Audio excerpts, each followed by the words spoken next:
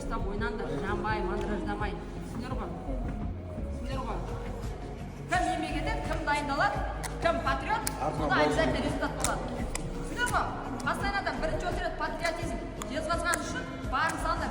Патриотизм болса ертең характерде болады. Түсінесіңдер ма? Жезқазғанның тарихында, Ұлытау облысы тарихында чемпионат Қазақстан үстел теннисінен бір рет ойнады. Бұрынғы Жезқазған облысында да, Жезқазған қаласында да вообще үстел теннисінен чемпионат болмаған. Сол үшін осы чемпионатта қолғалтадан шығарамыз, барлығымыз ұйымшылдықты көрсетуіміз керек. Бірге бір үйдің балалары да міне 23 бала қатысады біздің облыстан. Менен 16 бала қатысады. 16 бала 16 жаққа тартпай, Самир, түсінесің ма? Сен де командадасың, бірге. Сендер мына қыздар, олар да бірдеңе айтса тыңдаңдар. Мәде бір-бірлеріне сөз қайтармаңдар, түсіндіңдер ма? Олардың айтқанын тыңдаңдар. Жезқазғанды жақсы көрсеңдер, ертең ана ойында характерларында болады. Жезқазғанды жақсы көрсеңдер, ертең бір-бірлеріне ұрсып қылысып жүрмейсіңдер, түсінер отырсыңдар ма? Жезқазған біздің жеріміз, кейбіреулер туған жерлер.